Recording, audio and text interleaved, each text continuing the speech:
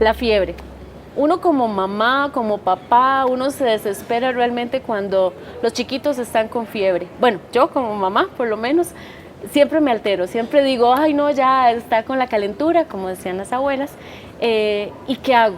Para eso hoy nos visita el doctor Carlos Jiménez, doctor del Hospital de Niños. Doctor, muchísimas gracias por estar con nosotros y aclararnos este tema que realmente nos angustia demasiado, y se lo digo yo como madre.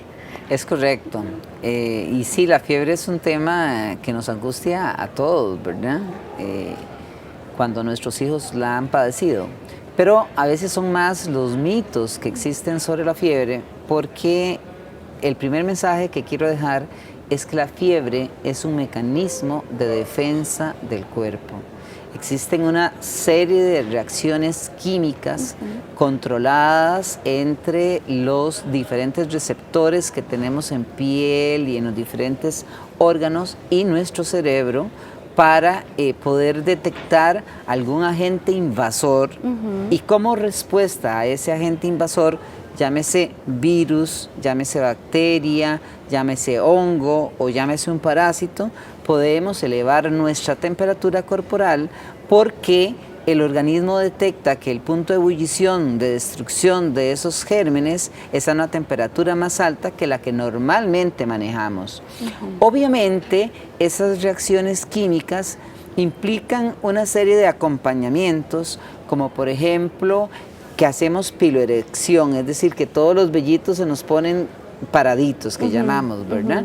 Y lo otro es que hacemos contracturas musculares y es esa sensación de escalofrío que sentimos muchas veces con un virus influenza, por ejemplo, o con alguna infección mayor, ya Doctor, con infecciones bacterianas. Los niños suelen ponerse, digamos, llorones, sensibles, entonces los papás se angustian más, ¿verdad? Porque no saben cómo manejar la situación. Exactamente, y entonces ahí es donde a veces nos da por en medio de esa desesperación hacer cosas que son incorrectas. ¿Y qué cosas son incorrectas? Por ejemplo, bañarlo con agua fría. Antes le decía. O bañarlo, ¿verdad?, con agua de hielo, por sí, ejemplo. O ponerle pañitos de alcohol.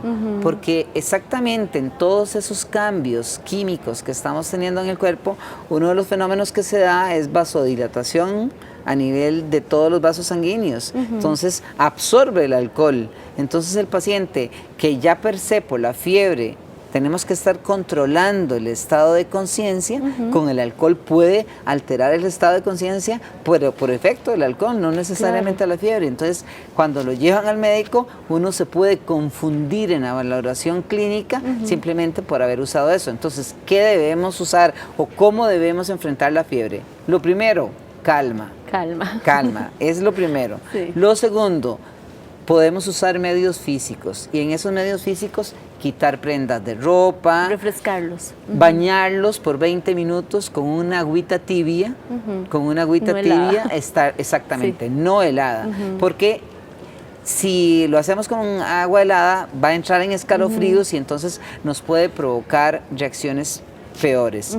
Ahora, cosas que le preocupan al padre de familia, las convulsiones por fiebre, por ejemplo. Si la convulsión por fiebre es una entidad que se presenta en el 2 a 3% de los menores de 6 años. Entre los 6 meses y los 6 años se presentan. No se va a presentar en un niño mayor y difícilmente, porque en medicina no hay imposibles, se va a presentar en un niño menor de 6 meses. Ya tendría que haber una enfermedad de fondo. Ya tendría que haber alguna enfermedad de fondo. Y la otra cosa es que vamos a hablar de una convulsión febril, por ejemplo, cuando no existe evidencia de que tengamos alguna infección a nivel del sistema nervioso central, le estoy hablando de una encefalitis, una meningitis, ¿verdad? Que para eso está la valoración médica. Ahora, vos preguntabas algo muy importante, el niño que se pone irritable, que se pone llorón.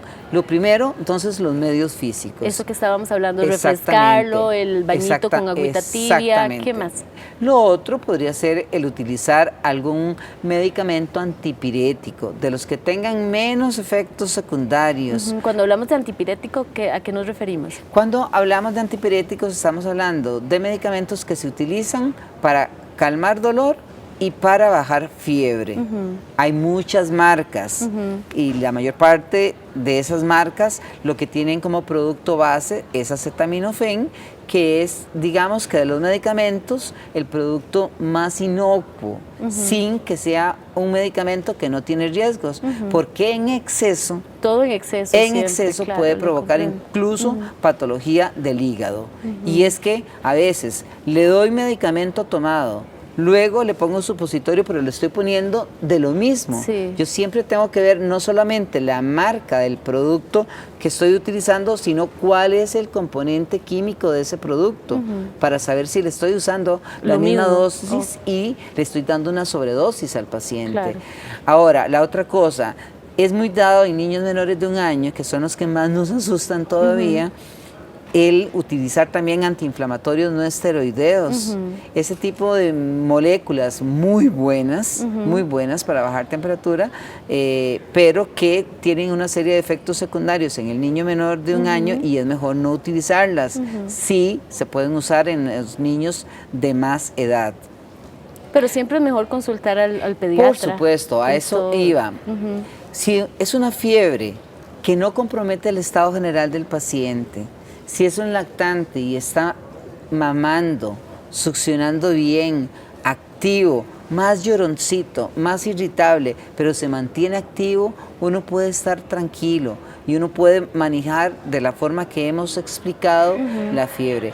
Ya aquel niño que está totalmente aletargado, somnoliento, con una respuesta muy baja a la que normalmente tiene, si se acompaña de otros síntomas como vómito, sobre todo vómito proyectil, son pacientes que deben ser valorados inmediatamente. Ahí es inmediato aun llamar al cuando la doctor. fiebre Sí. esté empezando. Ok. A veces, si hay moquitos, si hay temperaturas, si el estado general es bueno y el apetito es bueno, yo me puedo esperar 24, 48 horas. Pero si es una fiebre aguda y el paciente se ve agudamente enfermo, se ve decaído, pilas bajas, como dicen las mamás, ¿verdad? Ese paciente debe ser inmediatamente valorado. Así tenga 2 o 3 horas de haber iniciado la fiebre, ¿verdad? Yo sé que muchos también se están preguntando, ¿cómo tomar bien la temperatura? ¿Cómo tomarla? ¿Y cómo definir la fiebre? Porque depende de cómo tome la temperatura, voy a definir la fiebre. Si la tomo con un termómetro rectal, la fiebre va a ser mayor de 38. Si la tomo a nivel axilar, va a ser una temperatura mayor de 37.5, lo que vamos a considerar fiebre.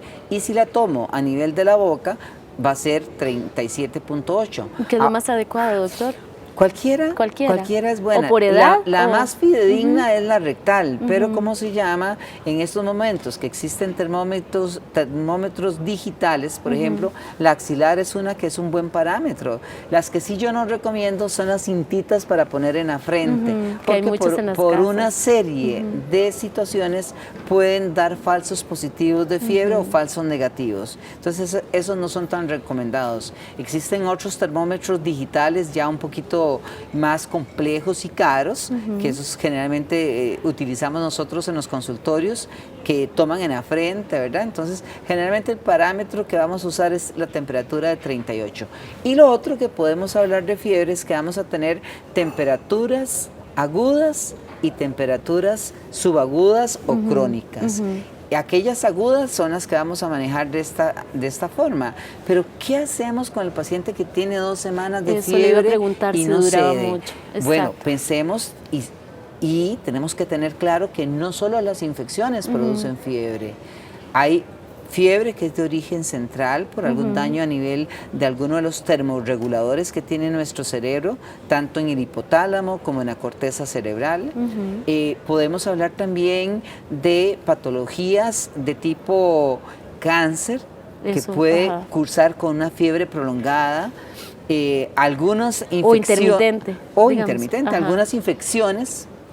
Hay infecciones tanto virales como bacterianas, como parasitarias, que pueden cursar con temperaturas de más de 15 días de edad. Eso es lo que nosotros o los médicos hablamos de fiebre de origen oscuro, porque ya eso nos orienta a un tipo de abordaje diferente, en el cual para nosotros va a ser importantísimo conocer la curva febril. para Claro. saber si hay una hora específica en la que se eleva la temperatura, cuál es el comportamiento, si es una temperatura alta sostenida o si es una temperatura en picos o cómo es ese comportamiento o si se presenta solo en las tardes, por ejemplo, porque eso nos va a servir para diagnóstico diferencial. Entonces, muy así, importantísimo la comunicación con el doctor, ¿verdad? Con el especialista, darle bien los datos, no llamar desesperados, ¿verdad? Exactamente. Y, más Y bien, guardar la doctor, calma. Y guardar la calma. Doctor, muchísimas gracias y de verdad yo también como mamá voy a hacer el propio de estar más tranquila cuando a mi hijo también le vuelva a dar fiebre. Muchísimas gracias. Con mucho gusto.